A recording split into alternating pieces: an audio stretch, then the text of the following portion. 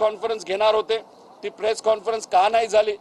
जय लढणारा आहे, शेवटी पवार आहे, मराठी माणूस आहे, पण मग त्याचा आवाज दाबण्याचा कुणी प्रयत्न करतंय का? ती प्रेस कॉन्फरन्स का होत नाही?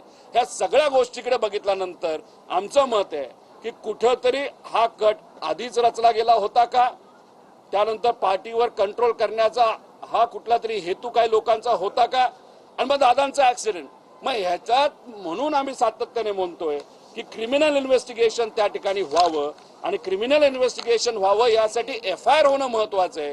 जो FIR काल बँगलोरला कर्नाटकामध्ये झाला, आणि तो कालच आपण जर बघितलं तर हा इथं आता DGP महाराष्ट्राकडे ट्रान्सफर करण्यात आलेला आहे.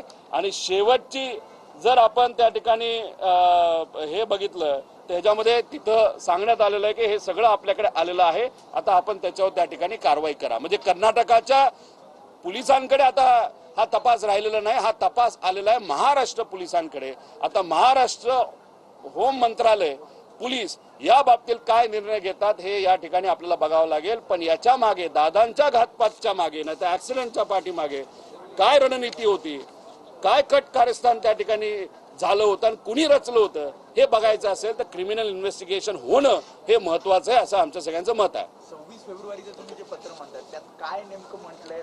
कॉन्स्टिट्यूशन मध्ये बदल झालाय पक्षाच्या असं तर म्हटलंय, पण इतर काय बाबी आहेत?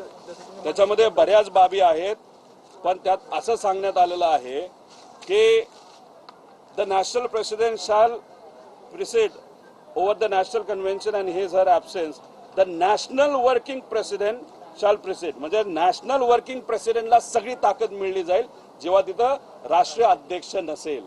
मग कोण आहे वर्किंग प्रेसिडेंट? प्रफुल्ल पटेल आहेत.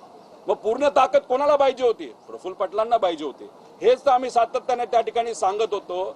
त्यामुळे 13 दिवस सुद्धा झाले नव्हते, एकच पॉलिटिकल स्टेटमेंट मी त्या ठिकाणी केलं होतं.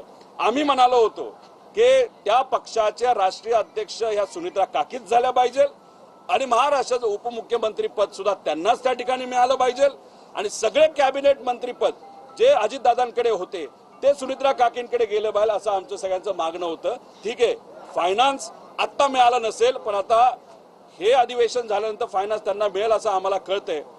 याच्यासाठीच आम्ही मागणी केली होती, कारण या लोकांवर दादांचा ज्याच्यावर विश्वास नव्हता, प्रफुल्ल पटेल आणि सुनील तटकरे यांच्यावर आमचा सुद्धा त्या ठिकाणी विश्वास नव्हता, आणि म्हणूनच तिथं ते स्टेटमेंट आम्ही केलं आणि आमदारांनी प्रेशर टाकलं. त्याच्याच बरोबर 35 आमदारांनी प्रेशर टाकलं, बाकीचे कुणी लिहिलं नसेल ती वेगळी गोष्ट आहे. त्यानंतर काही पदाधिकाऱ्यांनी प्रेशर टाकलं, म्हणून काकी ह्या राष्ट्रीय अध्यक्ष झाल्यात, म्हणून काकी ह्या उपमुख्यमंत्री झाल्यात. आणि नक्कीच उपमुख्यमंत्री होण्यामध्ये CM साहेबांचा नक्कीच मोठा वाटा आहे, आणि वरून केंद्रीय जे भाजपचे मोठे नेते त्यांचाही त्याच्यामध्ये वाटा आहे. पण राष्ट्रीय अध्यक्ष होण्यामागे फक्त कोणाचा वाटा असेल तर काही 35 आमदार आणि पदाधिकारी ह्या लोकांना जे करायचं होतं, पक्षाचा कंट्रोल जो घ्यायचा होता, तो मात्र त्या ठिकाणी त्यांना तिथं घेतला आला नाही.